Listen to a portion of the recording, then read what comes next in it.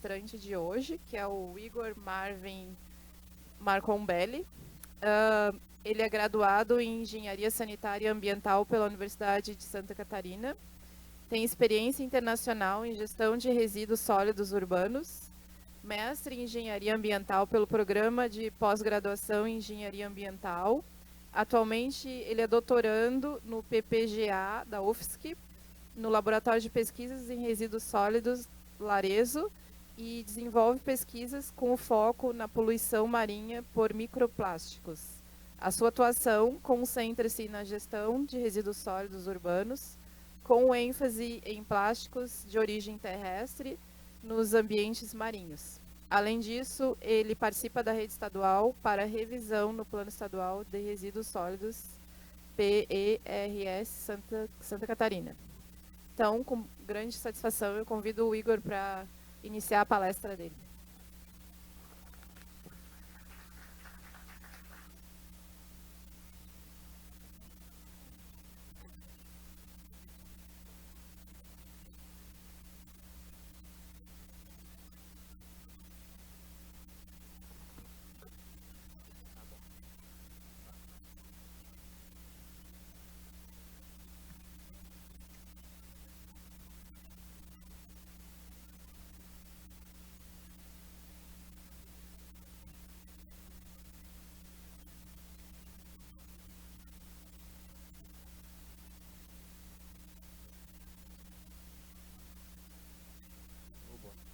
Alô, boa tarde.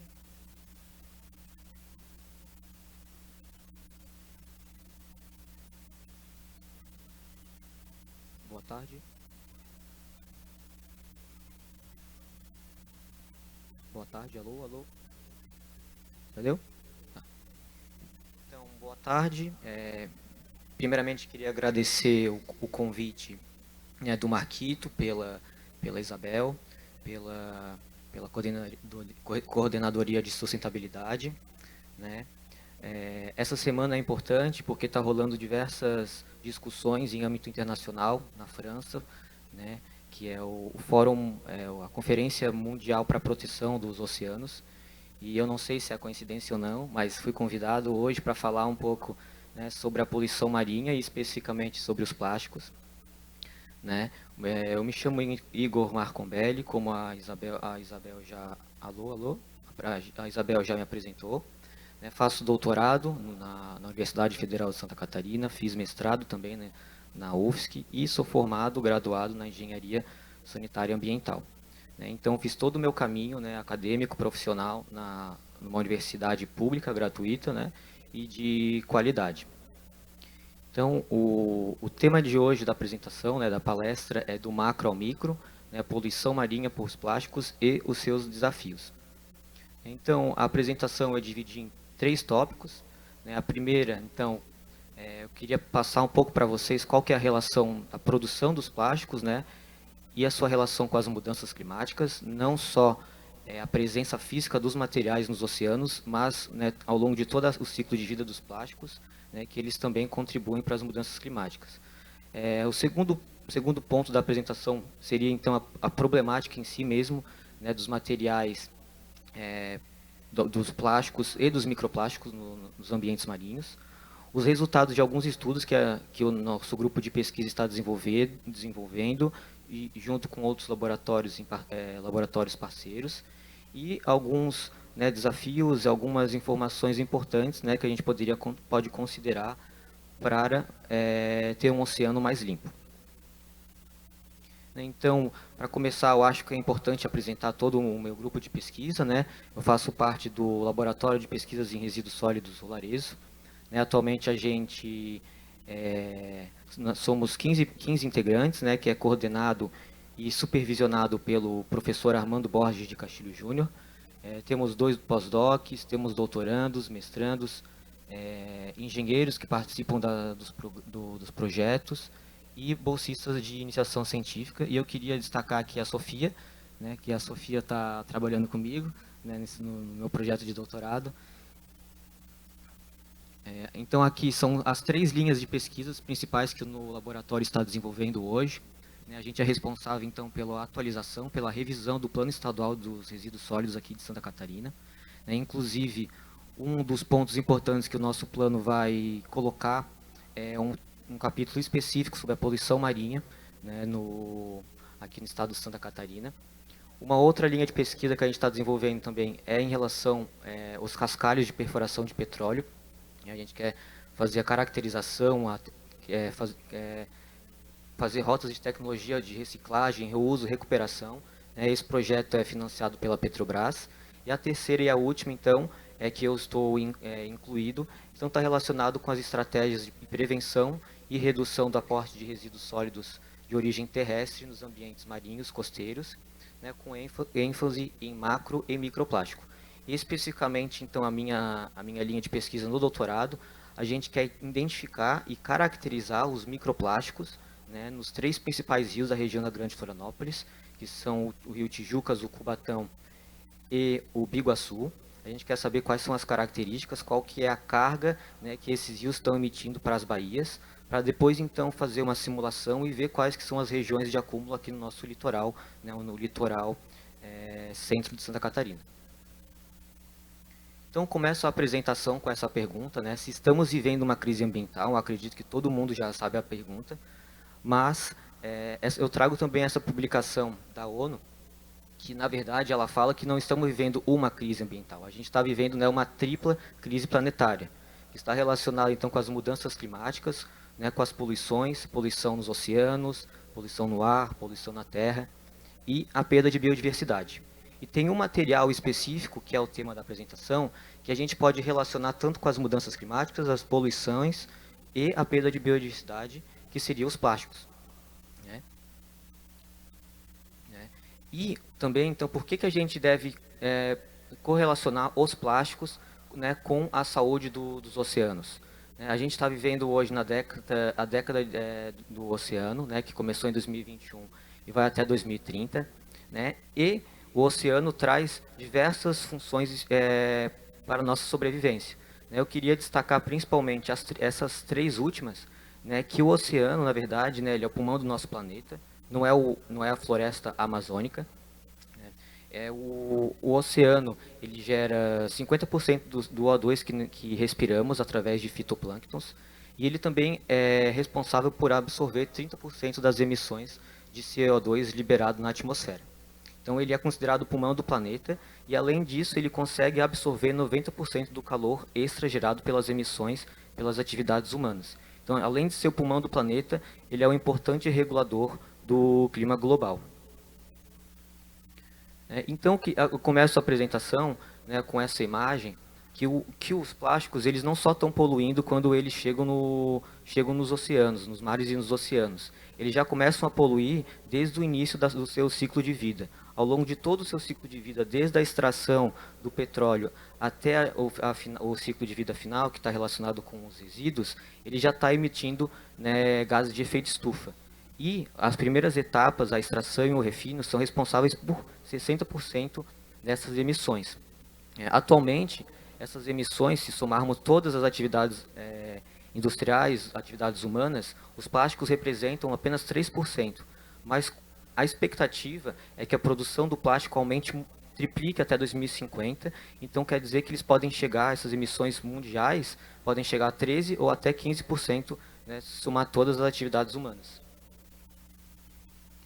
Então, em 2019, a gente pode correlacionar, né, a produção plástica com 189 usinas de carvão.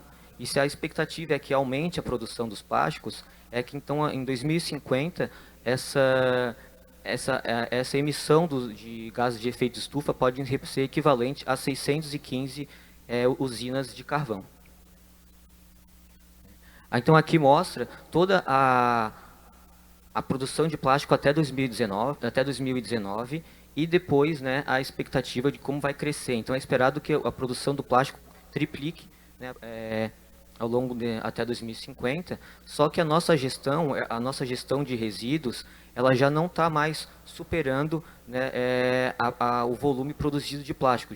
Só a reciclagem, por exemplo, ela não tem mais a capacidade, né, de de capturar, vamos dizer assim, esses resíduos e reciclar, né? O volume já ultrapassou a capacidade. Globalmente, né, só 10% dos resíduos plásticos gerados são reciclados, né, e 14% são incinerados e 76% então em aterros sanitários, lixões ou no ambiente natural. Né? Esse número, 76%, é importante porque se a gente for considerar também aqui no Brasil a Política Nacional dos Resíduos Sólidos, na verdade os plásticos não poderiam estar nos aterros sanitários. Né? Os aterros sanitários deviam ter só os rejeitos e os lixões, inclusive, já deveriam, né, ter finalizado. De toda a utilização global do plástico, então eu trago em destaque então as embalagens que representam 1/3 da produção e da utilização dos plásticos. Né? As embalagens elas são impactadas, né, porque elas impactam o meio ambiente porque elas são consideradas plásticos de uso único, são os descartáveis. Né? Então a gente usa uma, duas ou três vezes e depois a gente deixa no lixo ou muitas vezes, né, pela gestão ineficiente, né, eles ficam no ambiente natural sem nenhum controle. E muitas vezes a gente poderia não estar usando plástico, às vezes são considerados plásticos de uso desnecessário. Então aqui eu trago essa figura é bem ilustrativa, que mostra, né, da onde que os plásticos, né, vêm quando elas estão nos ambientes marinhos. Né? A principal origem, né, dos plásticos que estão nos ambientes marinhos são de origem terrestre. Estima-se que 80% dos plásticos nos oceanos e mares venham da terra, né, principalmente pela gestão ineficiente né, dos centros urbanos, mas também resíduos de praias, né, atividades de litoral que não tem uma limpeza adequada ou que não tem a lixeira, também são uma fonte importante, e os resíduos industriais, que também, né, contribuem para esse número de 80% de origem terrestre. E a origem marinha, que seria 20%, então são relacionados com as atividades pesqueiras, né, as redes que são deixadas, que são perdidas pelas atividades pesqueiras, ou ao longo do transporte, né, são perdidos containers, ou até acidentes que aconteceram alguns anos atrás na Sri Lanka, que um container inteiro explodiu e liberou diversos pellets, né, no Oceano Índico. E os rios, então, eles são os principais vias de transporte, né, da terra para o mar, né, principalmente porque os rios eles cortam centros urbanos, e se a gente for trazer um pouco para nossas características no Brasil, muitos centros urbanos, a gestão de resíduos e de plástico, ela não é eficiente, então ela fica na terra, né, nos ambientes terrestres sem nenhum controle, e com a chuva, com o vento, então eles são levados até os rios e, consequentemente, né, os rios vão levar para os oceanos. E a maioria das emissões de plástico dos rios vem de países em desenvolvimento, principalmente porque a produção dos plásticos está em alta, mas a gestão ela não está conseguindo acompanhar a produção. Né? Os rios de até 10 metros cúbicos por segundo são os principais, né, rios que trazem, né, que levam essa carga de plástico para os oceanos. Então, essa figura aqui também, apesar de estar com bastante informação, né, eu sou engenheiro, então gosto de mostrar números, mas aqui é uma estimativa que mostra que, né, os resíduos plásticos gerados globalmente são mais de 300 milhões de toneladas, só que, né, daqueles 76 que eu mostrei que estão em aterros sanitários, em lixões, ou estão em terra sem controle, né, 22%, né, eles vão acabar, consequentemente, né, sendo gerenciados inadequadamente, e desses 353 milhões de toneladas, né, estima-se que 0,5% sejam resíduos plásticos que vão acabar entrando nos oceanos. Né. A gente pode achar que essa porcentagem é pouca em relação a todo o plástico gerado globalmente, mas é equivalente, né, a 2.000 caminhões de lixo jogados por dia, né, essa quantidade, jogado para o oceano. Tem estudos aqui que também mostram, né, que os plásticos os plásticos que entram nos oceanos, 99% estão afundados e 1%, né, ficam flutuando.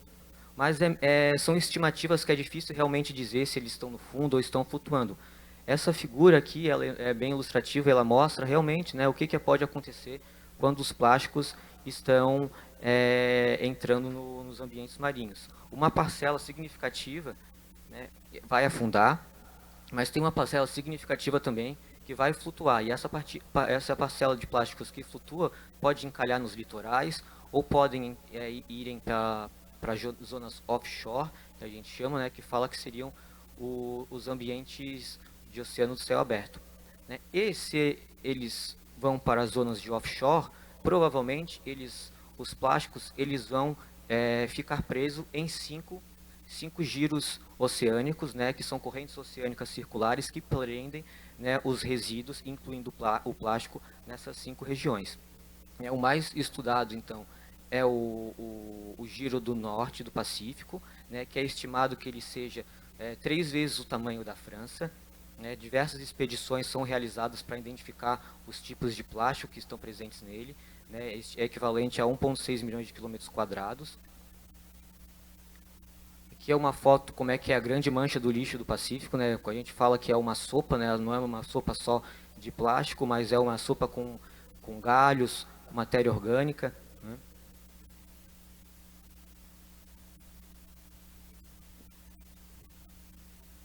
Aqui eu trouxe um vídeo, né? Que é essa organização, a Ocean Cleanup, que frequentemente realiza expedições no Oceano Pacífico para identificar, para caracterizar e para coletar os resíduos, né, que estão nesse giro. Né, isso mostra a quantidade, né, a grande quantidade de resíduos que estão presentes especificamente no giro do Pacífico. Né.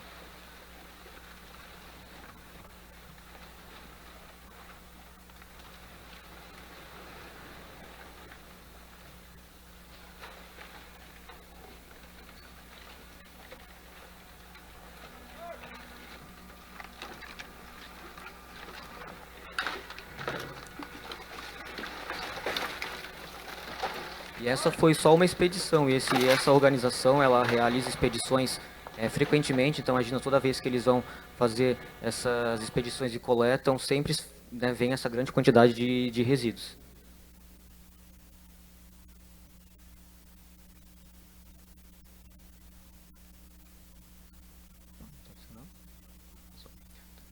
E né, até agora eu falei do plástico de uma forma geral, mas também existem os microplásticos. Né? Os microplásticos eles são partículas menores que 5 milímetros. Né? E os microplásticos eles têm uma característica específica porque eles são considerados contaminantes emergentes. A gente sabe que estão na água, a gente sabe que está no solo, a gente sabe, já tem bastantes estudos que mostram que os microplásticos têm efeitos negativos em organismos, têm efeitos negativos em células humanas, mas eles não são frequentemente monitorados e não existe um regulamento específico para os microplásticos. E aí os microplásticos, em número, eles representam 92% de todo o plástico encontrado nos oceanos, e em massa eles representam apenas 3% devido, né, ao seu pequeno tamanho. E eles podem ser divididos em microplásticos primários ou microplásticos secundários. Né? O primário, então, ele é fabricado intencionalmente para ter esse tamanho. A gente diz que são os plásticos utilizados para resinas, para a produção de plásticos novos, ou são aqueles plásticos utilizados em pasta de dente, né, em esfoliantes, em cremes, que é utilizado, né, nas nossas casas. E os secundários, então, seriam os plásticos de fragmentação, de plásticos maiores e menores, incluindo também a fragmentação de pneus. Né? O pneu os carros andam nas estradas e os pneus soltam fragmentos, que também é considerado secundários, ou, né, a liberação de microfibras têxteis também é considerado secundário, né, na lavagem, né, das nossas roupas.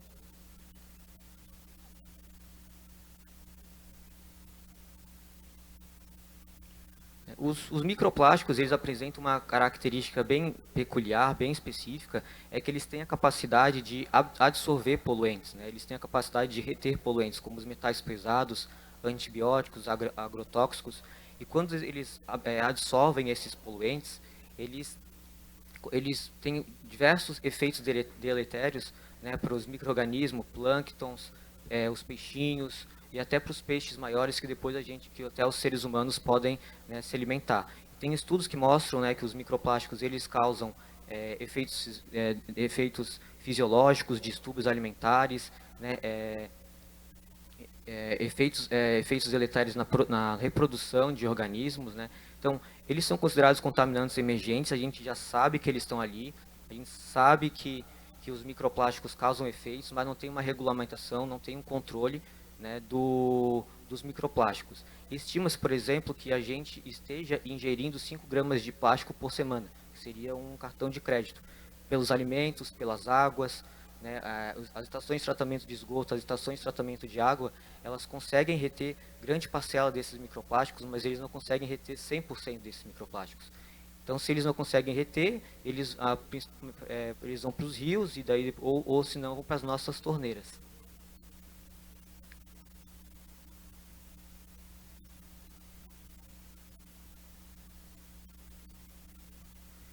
Eu trouxe aqui alguns impactos negativos que os plásticos e os microplásticos podem causar, né, no ambiente e no ambiente marinho e também para os seres humanos, né. Já tem diversos estudos que mostram que os plásticos são responsáveis por amaranhamento e a ingestão né, de mortes de pinguins, de aves. Né. Os plásticos eles também são responsáveis para fazer a dispersão de outros organismos, né, eles são considerados vetores biológicos e vetores químicos, né, que eles podem então fazer dispersões de organismos de uma região para outra, sendo considerando espécies invasoras. Eles também afetam, né, a economia. Estima-se que uma tonelada de plástico no oceano tem um custo anual de 33 mil dólares. Então, se é estimado que 1 milhão de toneladas esteja entrando nos oceanos, então anual, né, existe uma perda de mais de 1 trilhão de dólares, vamos dizer assim, né. Além disso, já tem estudos também que mostram que os microplásticos eles afetam, né, a produção de oxigênio e afetam também a absorção, né, do CO2 dos micro-organismos presentes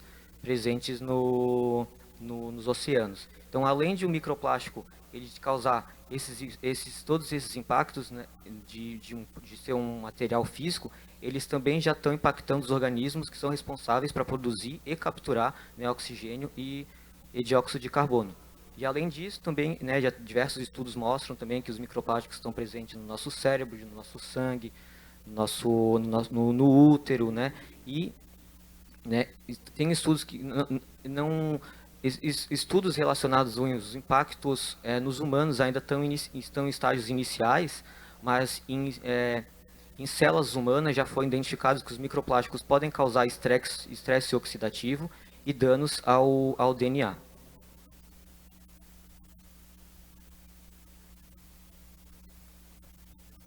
E no Brasil, como é que o Brasil se encontra, né, comparado com os outros países? Como é que o Brasil, né, está relacionado, então, com as emissões de plástico, comparados com os outros países?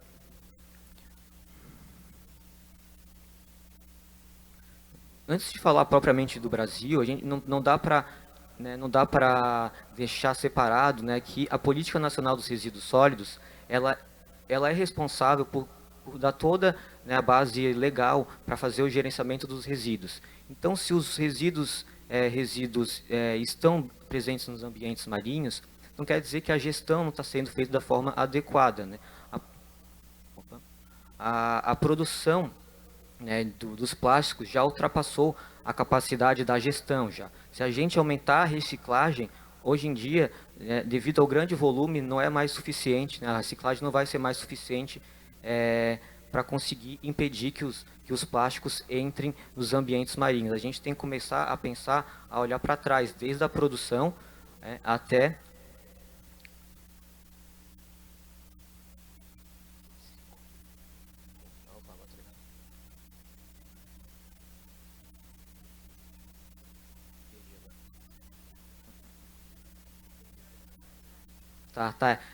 A gente tem que começar a pensar para trás desde o início, desde a produção, desde o uso e depois considerar, né, que a gestão, a gente não pode jogar toda para as costas da gestão dos resíduos. O Brasil hoje, então, é o quarto maior gerador de plásticos do mundo, né? A gente não tem uma estimativa real que mostre qual que é a quantidade real que o Brasil está emitindo de resíduos plásticos para os oceanos, né? Existem estimativas que mostram que 1/3 dos resíduos plásticos são gerenciados inadequadamente. Então, esse 1/3 tem a capacidade de entrar nos oceanos, mas a gente não tem estudos que mostram realmente se esse 1/3 está entrando, né? O número de reciclados também, dos plásticos reciclados, também ainda é um dilema, né? 8,3 seriam os resíduos sólidos urbanos, que incluem o plástico, o papel, o metal. Então, com certeza, a reciclagem dos plásticos são menores, né? Mas tem outros estudos que falam que a reciclagem é menor que 2, tem outros estudos que falam que a reciclagem do plástico representa 22%. Então, esses números simples, básicos, né, que seriam importantes para a gente começar a pensar, né, em relação a iniciativas para mitigação, para iniciativas para diminuir, né, que o plástico entre nos oceanos, ainda não temos. O Brasil, ainda falando um pouco do Brasil de uma forma geral, a gente apresenta problemas básicos, né, que são os problemas de saneamento básico. O uso de lixões ainda é bem presente, é bem presente na nossa realidade. 30% dos municípios ainda usam os lixões, né? A coleta seletiva de plástico ainda não é uma realidade em muitos municípios do Brasil, né? E se a gente for considerar então que mais da metade da população brasileira vive no litoral, então uma grande quantidade de plástico está entrando nos oceanos e a gente não está sabendo quantificar, né? 49 milhões de habitantes ainda vivem em condições precárias em relação à rede coletora de esgoto, né? Os produtos de uso pessoal e as microfibras têxteis soltas, né, nas lavagens, né, elas vão para as redes coletoras de esgoto e consequentemente, né, iriam para as estações de tratamento de esgoto. Mas 1/4 da população brasileira não tem a rede coletora de esgoto, então soltam tudo para os rios, né? Então, diante de toda essa problemática do Brasil, né, a gente começou a pensar, queria entender como é que está em relação, né, o Brasil em relação aos outros países, né, principalmente aos países da América do Sul, né? Então a gente desenvolveu um estudo, capturou várias informações para entender realmente como é que é o cenário do Brasil em relação, né, ao Uruguai e à Argentina, né, e os países do Atlântico Sul, né? Então a gente identificou, por exemplo, que a Baía de Guanabara e a Baía de Todos os Santos, na Bahia, são 2 pontos críticos relacionados aos microplásticos, né? A Baía Blanca, outro ponto crítico na Argentina, e o Fernando de Noronha também, a gente encontrou que tem uma concentração de microplásticos também, bem importante. Mas uma das coisas que a gente ficou de orelha em pé, vamos dizer assim, que a gente ficou impactado, é que o Brasil, hoje, ele só tem o Plano Nacional de Combate ao Lixo do Mar, né, que seria um plano desenvolvido para impedir, né, criar iniciativas para impedir que os plásticos entrem nos oceanos. Mas não tem nenhuma legislação, não tem nenhum arcabouço fiscal que dê esse suporte desse plano. E com esse estudo que a gente realizou, a gente identificou, por exemplo, que a Argentina e o Uruguai já têm legislações muito mais avançadas que o Brasil. Eles já consideram o ciclo, né, consideram todo o ciclo de vida do plástico, eles já consideram, né, que os plásticos impactam os oceanos, eles já consideram, né, que o uso do plástico descartável é um problema e tem que diminuir a produção. Eles consideram que os microplásticos também é um problema e já tem legislações que impedem, né, principalmente na Argentina, o uso dos microplásticos em produtos de uso pessoal, de pasta de dente. Então, o Brasil, né, apesar de desenvolver bastante estudo relacionado ao microplástico, ainda em relação à legislação, a gente está bem atrás, né, em comparação com a Argentina e o Uruguai. Aqui foi um outro estudo que a gente realizou, né? A gente queria saber como é que é a dispersão dos plásticos no litoral de Santa Catarina através de 4 fontes fluviais, né, os 4 principais rios aqui do nosso litoral. E a gente identificou que o rio Itajaí, ele, com a sua vazão, ele consegue distribuir as partículas de norte ao sul do estado, né? Estudos já identificaram, por exemplo, que essas partículas podem entrar Nosso estudo identificou que essas partículas podem entrar na nas baías, na Baía Norte e Sul, podem ir para a região norte da região norte do estado, indo para o estado do Paraná, e também podem ir para o Rio Grande do Sul. Diversos estudos também estão sendo realizados, em laboratórios parceiros, laboratórios da UFSC, realizam estudos para identificar a presença de microplásticos e dos plásticos, no litoral. Esse daqui é um estudo, do pessoal da oceanografia aqui da UFSC, que eles quantificaram, analisaram os sedimentos de 10 praias do nosso litoral, 10 praias do litoral aqui da ilha de Santa Catarina, e eles identificaram que todas essas 10 praias têm partículas de microplástico, e principalmente ao Moçambique e a Praia Brava. Recentemente saiu um estudo falando que o Pântano do Sul era a praia mais poluída do Brasil relacionado com os microplásticos. E a gente tem que ter um pouco de precaução quando fala isso, porque existem diversas variáveis para dizer que o microplástico está presente nessas praias. Moçambique e a Praia Brava foram as que tiveram as maiores concentrações, mas não quer dizer que elas são as praias mais poluídas de Florianópolis. Outros estudos também estão sendo realizados na UDESC de Laguna, é um laboratório parceiro nosso que com celulares, então eles estão querendo identificar como é que qual é a característica dos plásticos presentes no litoral. Eles estão querendo fazer um monitoramento para criar uma estratégia, para criar uma gestão mais limpa na cidade. Eles identificaram que os plásticos mais presentes, os itens mais presentes são plásticos, e são os plásticos de embalagem, fragmentos de plástico, sacolas, bitucas de cigarro. Outros estudos também são realizados na região norte, que é onde eles identificaram que os microplásticos estão presentes na água doce, numa unidade de conservação da Marinha. Eles identificaram fibras e fragmentos numa lagoa na lagoa de Acaraí, na Baía da Babitonga.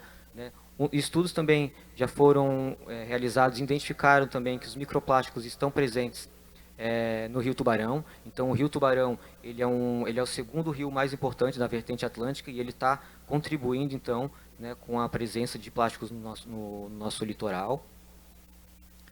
Já foi identificado também que os microplásticos estão presentes nos peixes aqui do nosso litoral também, em Garopaba.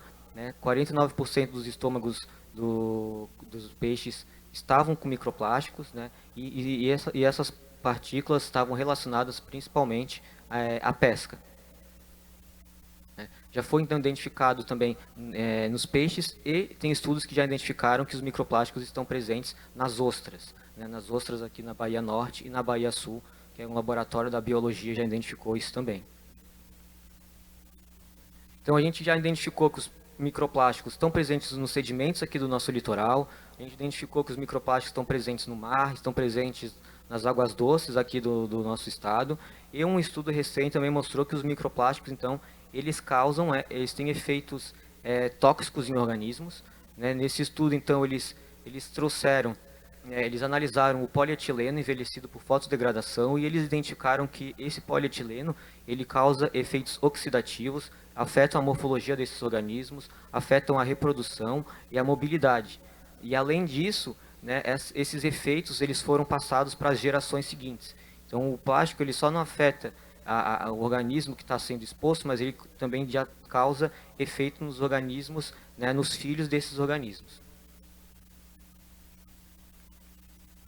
Para finalizar, então, eu trouxe quatro pontos importantes relacionados à poluição marinha, 4 ideias que eu acho que são importantes para a gente começar a pensar, para a gente começar já a diminuir o uso, diminuir a produção dos plásticos. Existe um projeto de lei no Senado Federal, que é a 2524, que ela trata bem especificamente relacionado ao plástico.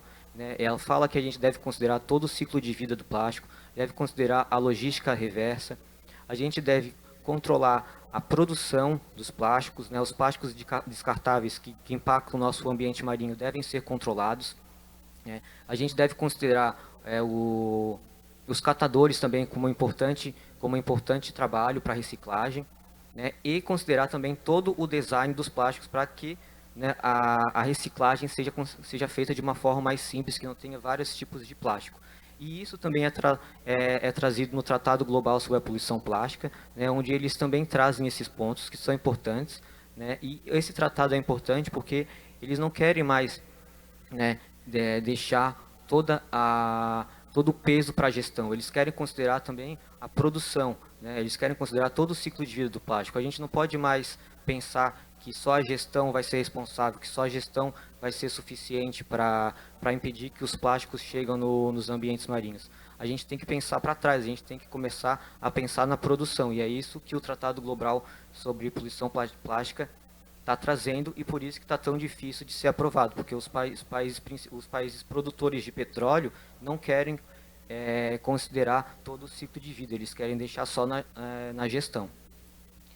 Um outro ponto que eu acho interessante também, quando estava montando essa palestra, eu queria encontrar um estudo que falasse, né, que com algumas políticas, algumas estratégias seria suficiente, né, para diminuir a produção dos resíduos plásticos. Eu encontrei esse estudo, né, foi um estudo realizado justamente para dar base científica para o Tratado Global sobre a Poluição Plástica. Foi um estudo realizado nos Estados Unidos, na Universidade da Califórnia, onde que eles mostram que com 4 estratégias a gente já conseguiria reduzir em 90% dos resíduos plásticos mal gerenciados.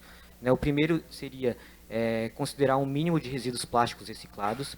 A gente deveria considerar, então, que 40% dos plásticos produzidos globalmente devem ser reciclados. Hoje é em 10%, eu acredito que a gente consegue chegar a 40%, né, com todo o aporte, com toda a tecnologia que a gente tem.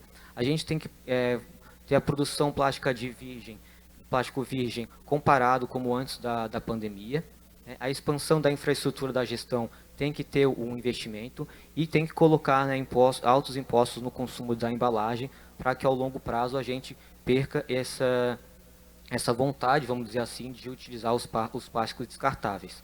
Outra seria a responsabilidade estendida do produtor. Né? Atualmente, no Brasil, a gente considera muita responsabilidade compartilhada, né? E a gente sabe que quando a gente bota uma responsabilidade compartilhada com o produtor e com a população, não dá certo. Né? Até mesmo com a população, a gente sabe que tem diferentes níveis de renda, diferentes níveis de educação, então a gente não pode colocar toda a responsabilidade, né, nessa população e com o mesmo peso nos produtores. Então a gente tem que começar a pensar numa responsabilidade estendida ao produtor. Né? O produtor ele tem que ter, né, uma responsabilidade maior. Né? 5 empresas produtoras de embalagens, uma inclusive está nessa figura, é responsável por 25% dos resíduos plásticos. Então, se a gente começar a responsabilizar essas empresas, né, a quantidade de resíduos já poderia diminuir significativamente. E, por fim, né, incentivar a criação de redes de pesquisa e monitoramento.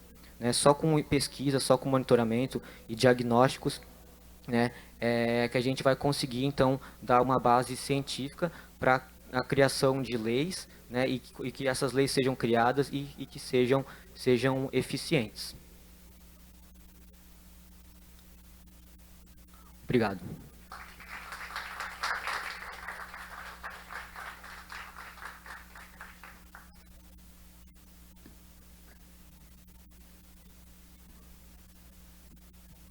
Muito obrigada, gostaria de agradecer essa brilhante palestra. Eu acho que esse tema é um tema de fundamental importância e, ao mesmo tempo, eu percebo e sinto que é muito pouco divulgado ou comentado, falado, né? Você mencionou que temos poucas leis, né? A gente está numa casa legislativa aqui. Isso é muito simbólico, né? Porque se a gente não tem leis, como que a gente vai dar o poder de fiscalização do que vem acontecendo, né? Então, e ao mesmo tempo eu acho muito antagônico que você fala que tem muitas pesquisas sobre esse tema, né? Então, ao mesmo tempo que tem pesquisas, não tem legislação. Então, eu gostaria de perguntar, né, a que você atribui essa ausência, você acha, de leis e que tipo de leis você sugeriria do ponto de vista de pesquisador, né, sobre esse tema? Então, a Lei 2.524 é uma lei que é um projeto de lei, na verdade, né? É um projeto de lei que está no Senado Federal, que eu acho que é extremamente importante que ela seja aprovada, porque ela aborda toda a produção do plástico, né?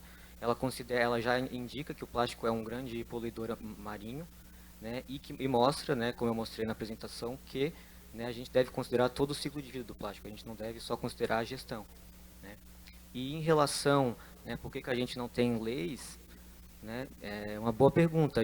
A Universidade Federal de Santa Catarina é uma das universidades, né, mais conceituadas no Brasil, né, tem professores, laboratórios de excelência, mas talvez falta talvez uma vontade, talvez, dos políticos em querer conversar, em querer entender qual que é a problemática, né? O Marquito é um deles, né? Mas eu acredito, é um dos poucos que conversa com, com a ciência, vamos dizer assim, né? Esse evento aqui é uma explicação, né, sobre isso, mas acho que eu acredito que seria mais, talvez, a vontade, né, querer, né, incentivar a pesquisa e com a pesquisa, né, dê toda a base científica para a criação de leis. Muito obrigada, Igor. Eu gostaria de saber se tem alguém que gostaria de fazer perguntas. Vou começar aqui de baixo para cima. Obrigada, boa tarde, parabéns, Igor, aí, pela apresentação, pelo seu estudo. Meu nome é Ana Maria, eu sou especialista em reabilitação urbana sustentável com foco em resíduos desde 2008 pela Universidade de Brasília. Sou arquiteta urbanista e hoje estou como CEO de uma plataforma de aceleração da economia circular do plástico. Então, eu fui da área de pesquisa, hoje eu sou da área operacional, vamos dizer assim, eu estou no mercado. E eu queria trazer assim, algumas contribuições, a gente tem fontes similares de estudos, então, mas eu acho que assim, eu foco muito em qual é o problema real e para a gente também colocar energia nesse ponto, né? Então, os microplásticos, eles são uma realidade, né? O professor Alexander Turra esteve aqui há 2 semanas, né, trazendo essa aliança com a Rede para os Oceanos, onde ele mostra que o problema dos microplásticos é quando eles pousam, principalmente nas geleiras, porque eles têm uma superfície mais quente que a geleira, ele acelera o derretimento dessas geleiras. Então, isso é um ponto gravíssimo, e, na verdade, tudo que você me mostrou aqui me mostra que tudo que é microplástico, o microplástico é a parte mais grave, né? Então, a gente tem que entender onde é que estão esses microplásticos. Eles vêm dos tecidos, eles vêm da poeira urbana, eles vêm dos pneus, eles vêm de uma série de coisas. 0,3% vem de embalagens plásticas. Então, isso daí precisa ter clareza. O Le Breton, que você colocou ali, ele fez uma pesquisa, eles coletaram as amostras de uma mancha de plástico. 1,1% foram classificados como embalagem de alimentos e bebidas. Então, precisa ter muita clareza sobre isso, porque a gente tem que entender de onde vem esse microplástico. Então, como eu estou aqui na região e eu atendo as recicladoras, 50% da capacidade instalada das recicladoras está ociosa. O problema não é a recicladora. O problema é a coleta. É o descarte incorreto. É uma gestão de coleta ineficiente. O problema está aí. Então, quando a gente tem responsabilidade compartilhada, as indústrias estão fazendo a parte delas muito. Coca-Cola é a maior compradora de PET do país. A PET está valendo, agora porque a resina virgem ficou barata, caiu, mas ela vale R$5. O papelão custa 30 centavos. Aqui no estado, a gente tem uma recicladora que recicla 250 toneladas de copo descartável por mês. E me pediu mais 500. Me traz mais 500 toneladas, ele paga R$2. Então, o impacto social que isso tem numa cooperativa é absurdo. Porque eu estou falando, são R$2 o quilo contra 30 centavos do papelão. Agora, o que eu te convido é para você visitar uma empresa de celulose aqui. Aí você vai ver de onde vem o microplástico. Vem da embalagem de Tetra Pak, que tem um filme de plástico. Só uma pequenininha que tem aqui no interior, de 70 toneladas desse plastiquinho todo picado por mês, na beira do rio. Então, eu acho muito importante entender que, por exemplo, aqui na Câmara Legislativa também, você vai trocar o copinho descartável de plástico pelo de papelão? Se a gente trocar os copinhos descartáveis de plástico por papelão, Quantas florestas nativas nós vamos ter que derrubar para fazer mais planta de de árvore de eucalipto e pinos? Você entendeu? A gente precisa olhar para esses lugares, são muito sensíveis, para a gente realmente entender se a gente está indo na direção certa. De verdade. Então, eu te convido, assim, até essa mesma, a The Ocean Cleanup faz um trabalho fantástico, fantástico. 0,3% são embalagens. A grande maioria é de pesca. Você vê o tanto das fotos que você mostrou, eu vi um monte de caixa. Caixa, bombona, rede. Não é na embalagem. Como é que um hospital não vai ter copo descartável? Como é que o aeroporto não vai ter copo descartável? Como é que um shopping não tem copo descartável? Como é que aqui não tem copo descartável? Não é esse. A gente precisa focar em educação ambiental para descarte correto, fazer redes de descarte correto, porque as recicladoras estão babando por isso. As cooperativas, a gente tem 2 milhões de catadores no Brasil, 30 mil, 70 mil organizados. Eles é que estão fazendo o trabalho todo. A população precisa aprender a descartar. E a gente precisa ter uma gestão correta de coleta, eficiente. E isso não acontece. Então, a minha visão é que a gente tem que colocar mais energia em cobrar um serviço público de coleta ideal e uma educação ambiental. Mas você está de parabéns, eu me coloco super à disposição para a gente conversar mais, eu te mandar alguns caminhos para você avançar na sua pesquisa. Mas eu chamo a atenção para isso, porque realmente a gente precisa colocar muita energia no que realmente vai fazer a diferença. Obrigada.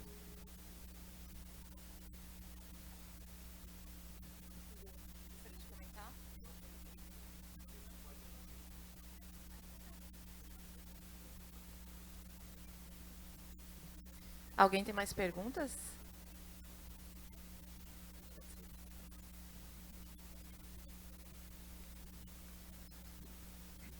Boa tarde. Me chamo Luiz Cavalheiro, sou engenheiro civil sanitarista e atualmente respondo pela parte de engenharia aqui da Alesc. Parabéns, obrigado aí pela troca do conhecimento, né? E uma questão, eu não quero ser repetitivo, que já foi colocado, no seguinte sentido, de que os processos de educação ambiental, né, a parte de melhoria do sistema de coleta, são fundamentais para que a gente possa inibir a situação que foi colocada aqui para hoje à tarde, né, para a nossa palestra. Mas eu colocaria assim, ó, numa afirmativa sua, né, de que apenas 14% desse plástico ele é reciclável, o que é muito pouco, né? Então, como melhorar isso, né? Aí você colocou assim, ó, hoje já não é possível pelo que o sistema de reciclagem não suportaria, né? Então, acho que trabalhos, assim, pesquisas extremamente importantes como a sua, venham a contribuir para que isso possa melhorar, né? Mas eu entendo também que, assim, ó, o grande aliado a isso é a população, porque na medida que ela faça uma seleção do uso do seu consumo, ela pode inibir, né, muitas das questões. Tipo assim, determinado produto não vou consumir, porque esse produto vai gerar microplástico, etc, etc, tal, e vai chegar a contaminação e poluição, somente poluição das águas, né? Então, a população tem que estar, vamos dizer assim, munida dessas informações, né? E a gente sabe, eu também sou professor, que a academia muitas das vezes tem dificuldade de fazer essa ponte com a sociedade, né? Então, eu acho que essa casa, ela estaria à disposição para que seja um agente esse elo, né, entre o que se produz de conhecimento nas universidades e o que a população também possa receber, para que tenha atitudes diferentes em relação, tenha um entendimento diferente, né? Porque muitas vezes parece assim, ó, o problema não é meu, né? Eu descartei numa lixeirinha e não tenho mais nada com isso, embora a gente saiba que não é mais assim. A outra questão, e foi comentado, né, a questão da melhoria do sistema de coleta, né, de acondicionamento, tratamento, enfim. Então, eu acho muito importante o envolvimento dos gestores, principalmente os gestores municipais, né? Então, eu acho que também é uma, vamos chamar assim, de clientela, assim, né, que deve estar envolvida nesse processo, na busca da solução dos problemas, evidentemente, né? Eu acho que, na medida que os pesquisadores, né, que a gente gera esse conhecimento, mas muitas das vezes a decisão que é lá da prefeitura está distante desse conhecimento, dessa informação, e a gente poderia oportunizar, mais uma vez repito, que isso chegue a esta clientela também, né, para que ela possa agir, até para que a população possa cobrar dos seus gestores, tendo conhecimento. Mas meus parabéns, muito obrigado. Tudo bem, Igor? Eu me chamo Aruan, eu estou fazendo engenharia de produção ali na UFSC, que tem como uma das sub-áreas a gestão ambiental, né? É um curso bem amplo, mas essa questão mais do meio ambiente sempre me pegou bastante desde pequeno, pela educação que meus pais me deram. Concordo com a moça ali embaixo, não é algo só é uma coisa de todo mundo, né? Que todo mundo, se fizer a pequena parte. Por exemplo, aqui, ó, eu fui tomar água 2 vezes ali no bebedouro, eu peguei só um copo, porque eu sabia que me dá sede depois. Então, nesse ponto, concordo com ela. E queria te parabenizar, eu gostei bastante da tua apresentação, achei que foi bem didático, gostei muito dos slides. E com certeza vou sair daqui com mais conhecimento do que eu tinha quando eu entrei. Eu estou trabalhando ali na Enactus, da UFSC, que é uma instituição sem fins lucrativos, que tem mais de 30 países, e ela visa capacitar alunos de diferentes áreas e cursos por meio de ações sociais baseadas nas ODS da ONU. E mês passado a gente fez um evento de economia circular, em que eu fui anfitrião, e um dos convidados, ele é diretor técnico de uma empresa lá da Suíça, né? Ele fez por vídeo, que é produtora das maiores bombas de polímeros do mundo. E é uma empresa que ela é referência mundial na reciclagem do plástico. E com isso eu pude ver que é mais complexo do que parece, né? Só pegar e jogar o plástico ali no lixo. Por exemplo, se tu vai comer um iogurte e tu tira o lacre de alumínio e fica um fiapinho de alumínio, já é uma impureza que na reciclagem, quando vai derreter esse polímero, ele já é uma impureza, né? Então, não é a mesma coisa. E isso começou a me fazer questionar ainda mais a questão do... né, questionar não apenas, mas levar mais a sério. Então, uma pergunta que eu tinha sobre a tua apresentação era ali a questão do tamanho do microplástico. Eu não sabia que, então, menor que 5 milímetros já é microplástico. Então, não necessariamente é microscópico o microplástico, né? Se é menor que meio centímetro, então algo assim já seria um microplástico. Só que, até que, quão pequeno chega o microplástico, assim? Tu saberia me dizer, chega a micrômetro? Porque se ele entra em célula, né? Imagino.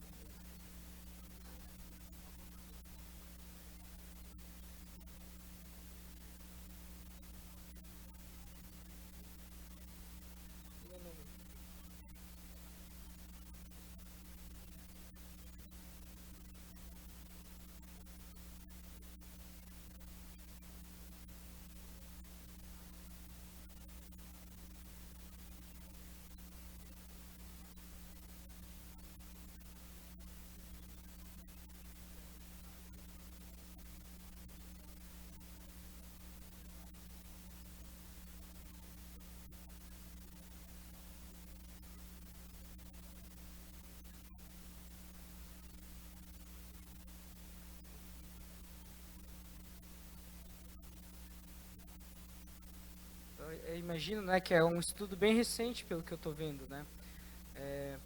E até tu falou de estar presente no nosso corpo. Eu já ouvi falar que até nos testículos também tem microplásticos, o que me preocupa bastante, né, nos órgãos reprodutores, porque como tu mostrou ali, aquele peixe, ele passa adiante aquela falha genética, né? E imagino que por ter um estresse oxidativo possa causar algum câncer também. E outra pergunta que eu tinha era em relação às porcentagens ali. Os microplásticos são, acho que eram 93% em número e 13% em massa. O que seria o número? Seria o volume que eles ocupam? Ok. Legal. E um outro convidado lá do evento que a gente fez, ele foi CEO até ano passado de uma empresa que produz copos descartáveis feitos 100% de mandioca. E uma vez, ele é um amigo da minha família, uma vez ele mostrou uns copos que são 98% biodegradáveis, mas com isso a gente joga fora, pode até jogar assim no mato e acha que está sendo correto, mas aqueles 2% ainda estão ali. E vejo que é muito legal esse avanço da ciência, mas ainda tem um custo, né? Tipo assim, um copo de plástico para produção é poucos centavos. Um de 100% de mandioca é R$2, por aí. Então, mais uma vez, obrigado pela apresentação e espero que todos aqui possam seguir nessa luta a favor do planeta que todos nós vivemos.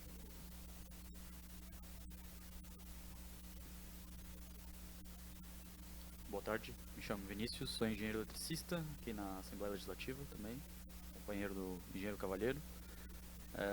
Eu quero mais fazer uma colaboração de um pensamento, talvez, para essa questão da produção que acabaste de mencionar, por exemplo, quanto custaria. Talvez a abordagem legislativa para solucionar isso de uma forma mais assertiva seria deixar de incentivar, né, facilitar isso ser mais barato e fazer o inverso. A parte legislativa, eu acho que o mais fácil dela tomar de decisão é dessa forma, né? O pensamento que eu tenho, vendo todo esse impacto que é. Então, se eu falar para a indústria, não, isso aqui é mais caro, eles vão achar uma solução e fomentar que aquela solução seja mais barata. Como na energia solar, como, né, na sustentabilidade da forma energética, que eu estudei mais, mas é o mesmo raciocínio que tem que ser feito, eu acho. Era mais uma colaboração, não tenho nada assim a criticar do teu trabalho, muito bom. Uma apresentação bem fácil de compreender e absorver as informações. Obrigado. Desculpa, Igor, tu podia disponibilizar depois desse material para a nossa coordenadora? Obrigado.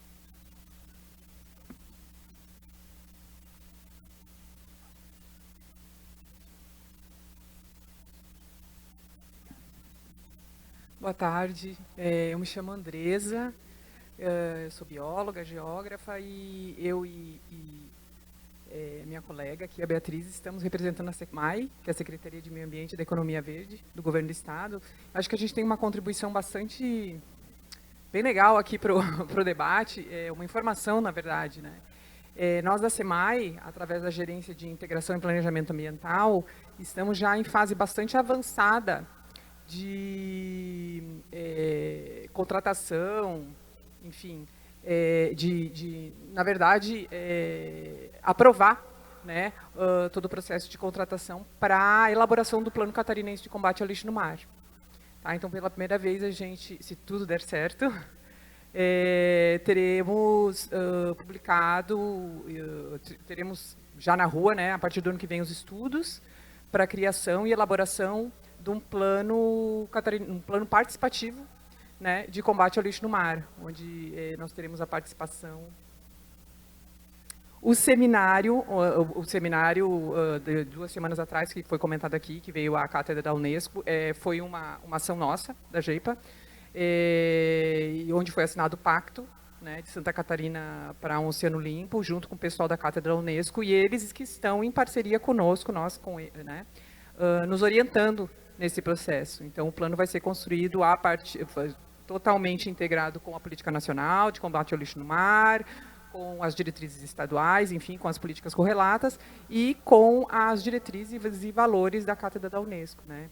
Então, isso é bastante... E nesse momento, então, a gente está aqui já coletando fontes de estudos, né? Porque tem toda essa fase de análise de dados primários e tal, que vai precisar desenvolver. E um dos grandes gargalos, inclusive por isso que a gente fez questão de estar aqui, né, Bea? Um dos grandes gargalos que a gente vem nas primeiras investigações que a gente está fazendo para a construção do plano é a falta, são as lacunas de estudo sobre a produção de microplástico aqui no Estado. né? A gente tem muita coisa sobre resíduos maiores, mas o microplástico ainda tem, a gente está com bastante dificuldade de conseguir dados, então acho que é muito legal, a gente vai entrar em contato com vocês. Então tá, essa é a informação. E agora a pergunta. A pergunta para ti, Igor, seria se você poderia detalhar um pouco melhor para a gente. Vocês estão fazendo, e a gente está por dentro disso, né? Vocês estão fazendo a revisão do plano catarinense de resíduos sólidos, né? E você acabou de informar aqui que vão introduzir um capítulo sobre poluição marinha. É isso? Será que você podia falar com a gente, para a gente um pouquinho, se você já tem alguma coisa avançada sobre isso, o que vocês estão pensando, como é que é isso?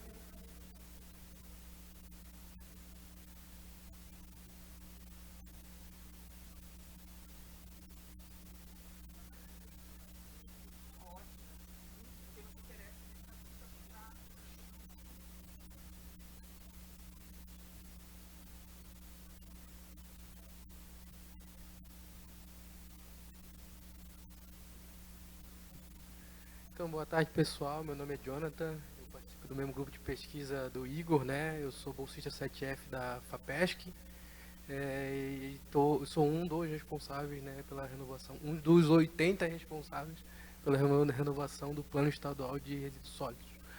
E a gente está acabando o diagnóstico, né? Ainda estamos desenvolvendo, passando nos municípios, né? Passamos na grande quantidade de municípios aqui no estado, né? Em loco, né? Indo no município, falando com os gestores públicos, falando com os secretários, falando com os prefeitos, buscando informações sobre a gestão de resíduos sólidos, né? Então, finalizando essa etapa, a gente deve aglutinar todos esses dados em conjunto com dados secundários que já acontecem em nível estadual e nacional, para ir analisar essas informações e formar, né, o plano, essa renovação do plano, né?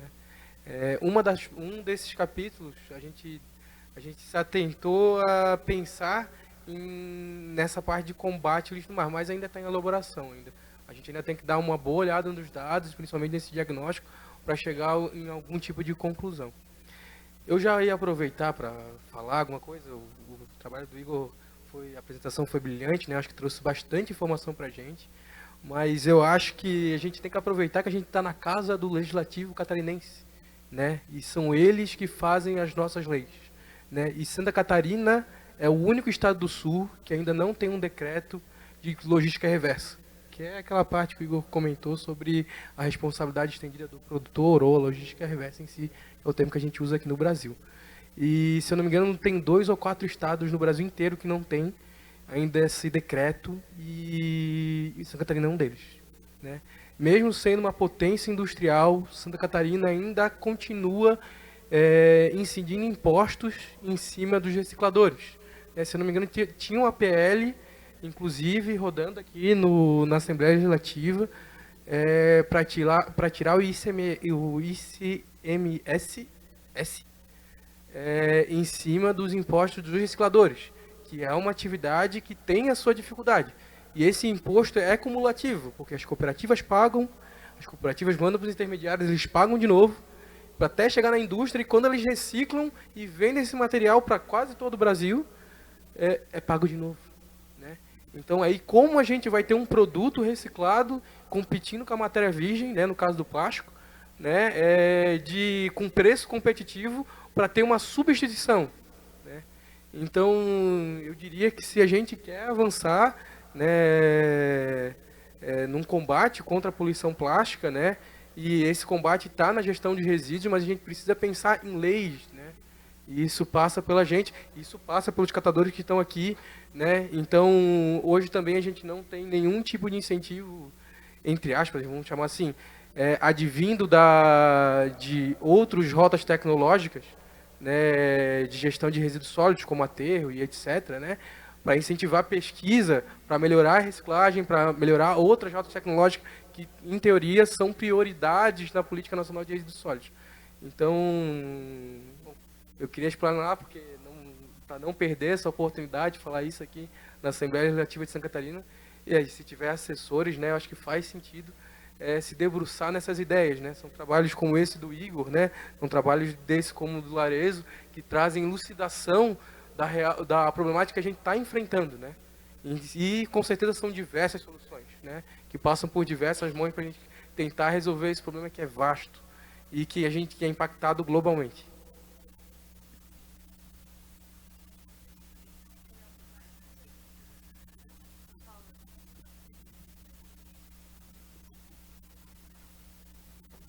Boa tarde, parabéns, Igor. Sou o professor Paulo, do Programa de Pós-Graduação em Engenharia Ambiental da Universidade Federal de Santa Catarina, né? Então, assim, quando a gente cria uma lei fundamentada em critérios científicos, essa lei tem tudo para dar certo, né? Então, quando se encaminha uma proposta dessa, com a ciência, que ajuda a vir para resolver problemas, para deixar, porque não, o mundo mais feliz. Esse é o objetivo das leis. Então, com certeza, se a gente faz uma proposta dessa, né, nesse momento em que está se revisando todo o planejamento da gestão de resíduos sólidos no Estado, por trás, com certeza, deve surgir leis fundamentadas em pesquisa. Então, a maioria dos planos de saneamento, a maioria dos planos de gestão de resíduos sólidos, elas foram muito na acumulação da economia da experiência. Então, nós temos uma base de ciência muito clara, né? Então, uma proposta, com certeza, baseada nessa área, né? Com pesquisas que vão surgir, à margem de erro. Então, essa é a sugestão que eu faço para você, Isabel, encaminha através do professor Marquito, né? Porque através da legislação aqui se abriu muito espaço para a ciência, para a universidade, não só para a nossa universidade, mas para a ciência de modo geral, debater essa questão ambiental, né? Se essa legislação que está sendo questionada, né, que é o PL das restrições ambientais, né, escutasse a ciência, nós teríamos um avanço, não um retrocesso. Então, nós temos um risco muito grande de retrocesso ambiental, e essa casa tem esse papel fundamental, né? A minha área é uma área de tratamento de água residuária, que se debate muito, né? Então, já temos conhecimento também, por exemplo, que os microplásticos estão influenciando na redução da eficiência das nossas estações de tratamento de esgoto. Olha só, tem algo muito novo, né? Então, temos a poluição dos oceanos, temos a poluição nas nossas águas potáveis, por exemplo, o nanoplástico, né, que a gente não vê a olho nu, que é em nanômetros, né, facilmente pode estar presente numa água potável, na corrente sanguínea, na alimentação animal. A ração da produção animal tem microplástico e nanoplástico. Santa Catarina é um dos estados mais dinâmicos da produção de alimento do Brasil. Ok? Então, na alimentação animal, o animal chega no consumidor. Esse é um dos problemas também de embargos da produção animal, da exportação, por causa que não se fala claramente o que está acontecendo, mas a questão da nutrição animal tem muita implicação, né, da importância desses estudos dos microplásticos e dos nanoplásticos. Tá? Então, é a ciência. Então, se nós tivermos legislações fundamentadas na ciência, né, o Brasil pode ser um país muito sustentável. Nós estamos num risco muito grande de não valorizar a ciência. O que está acontecendo a nível brasileiro, poucos programas de ciência e tecnologia, pouco investimento em verbas, né, em parcerias, ok? Então, a mensagem que eu digo assim é a valorização da ciência. Devemos aproveitar os resultados delas. Atualmente, nós estamos vivendo, né, Florianópolis, que é um grande laboratório para nós. Eu sou da área... Eu estou saindo um pouco da área da pesquisa tecnológica, entrando na importância daquilo que você falou, da educomunicação. Então, as nossas tecnologias, elas têm que ser comunicadas, elas têm que ser empoderadas pela população. Okay? Então, se uma proposta tecnológica não se comunica, a grande possibilidade dela não dar certo é muito... Né? Existe essa grande possibilidade. Então, a ação da educomunicação é fundamental para que a gente tenha sucesso, por exemplo, na divulgação desses resultados, na divulgação de pesquisas que precisam ser implementadas, a questão do plástico é um problema complexo, muito complexo. Mas não quer dizer que a solução é complexa. Obviamente passa por solução complexa, mas também passa por soluções simples, dentro do espírito das tecnologias sociais. Entende? Então, educação ambiental, coisas simples, reciclagem, né? Esse é o debate hoje. Então, qual é o caminho que nós vamos pegar? Problemas complexos, mas a solução não é só complexa. Temos que aproveitar a experiência já dessas outras maneiras, de outras tecnologias que estão sendo desvalorizadas, que eu chamo como as tecnologias sociais. A mudança climática passa por isso também. É um problema complexo e não é só, eu falo claramente, que não é só a questão de novas energias alternativas, é valorizar soluções simples, nobres, valorizar a economia de experiência também. Okay? Então, essa é a mensagem que eu digo. Parabéns a você. Alguém quer colaborar com mais um?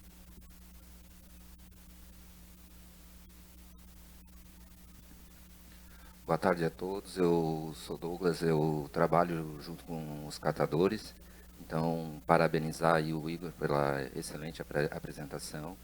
E vocês falando de lei, assim, eu vejo assim um paradoxo, que hoje a gente vê muitas leis assim favoráveis ao catador para que essas coisas não apareçam no mar, para que a reciclagem seja mais forte, mas é difícil de se aplicar essas leis. Então é preciso de um apelo da sociedade para que a sociedade cobre um pouco mais também.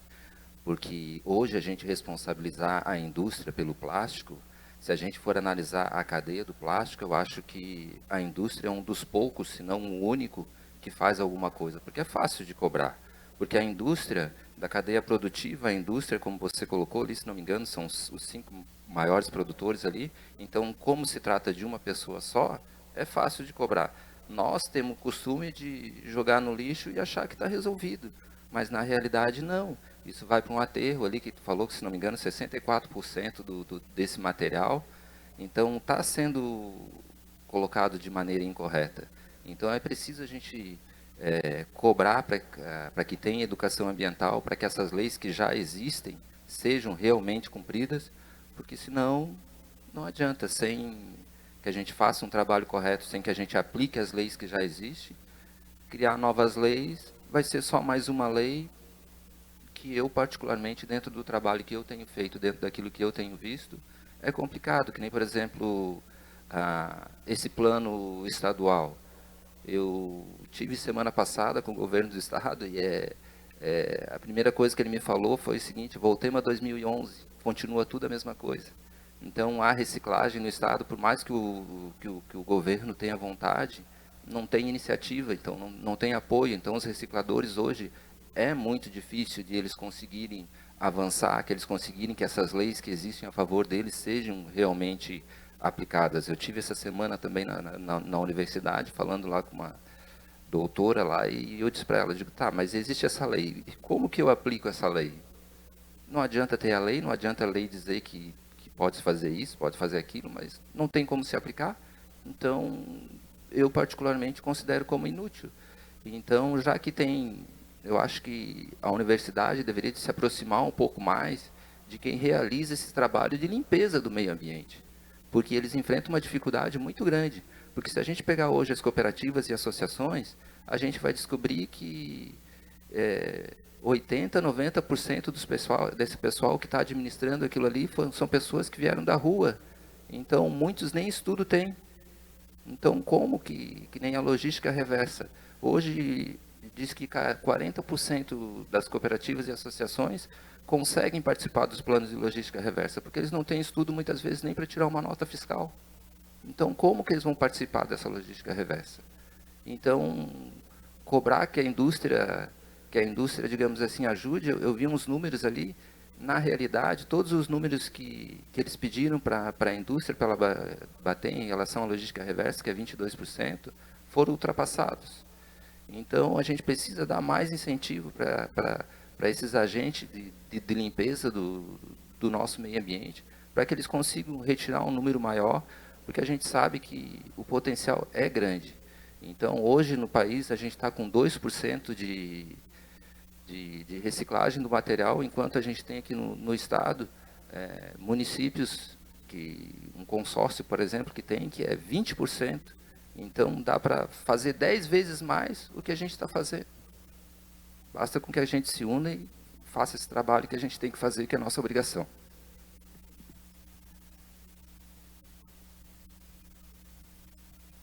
Alguém mais gostaria de fazer alguma menção?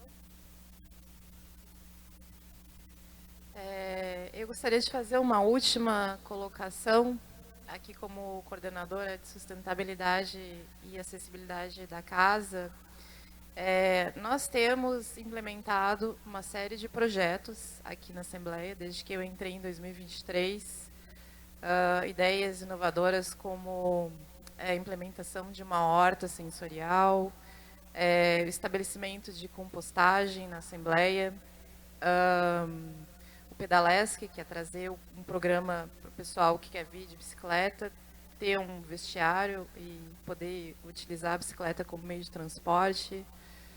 Nós temos as abelhas nativas sem ferrão, trazer totens onde a gente possa fazer o cultivo dessas espécies aqui para ajudá-las a não entrar em extinção, né? Ajudar na sua preservação. Mas eu acho que o maior desafio que todo mundo está falando aqui é justamente o programa Alesc Menos Lixo, que é essa questão da educação ambiental dos servidores da casa.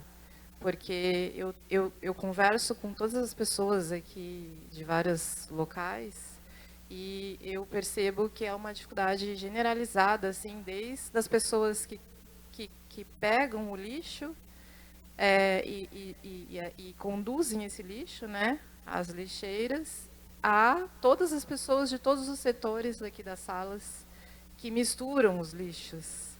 Então, para mim é um grande desafio tentar fazer isso acontecer dentro da Assembleia, porque a gente tem um programa piloto, onde a gente vai começar agora em julho, onde a gente pretende fazer a capacitação, primeiro com as zeladorias e as copas, instruindo essas pessoas a nos ajudarem a colaborar nessa coleta de forma correta, porque também não adianta a gente separar se as pessoas que coletarem misturarem no final nos lixos, né? Hoje mesmo o Ismael, que é um servidor que colabora nessa separação comigo, que a gente está fazendo a reciclagem de papel aqui, ele me mostrou uma imagem, vídeo dos contentores lá no subsolo, onde eu tinha colocado os adesivos, tampinhas, esponjas e papel, e estava tudo misturado. Aí eu me pergunto, né, eu estou me esforçando, né, como coordenadora para fazer esse trabalho, mas as pessoas que estão nessa rede não estão colaborando, tem alguma coisa que está faltando aí, né, esse elo. E é uma coisa que o Marquito fala muito, né, nessa questão da sensibilização das pessoas que estão nessa rede, né, porque isso é essencial, que senão não adianta, a gente não pode desistir, mas também sempre vai esbarrar em alguma coisa que não vai para frente, né. Então, a gente vai trabalhar nessa capacitação dessas zeladorias e depois a gente pretende fazer os workshops por setores, então por andares. A gente tem 2 prédios aqui, que é o Palácio e o prédio administrativo.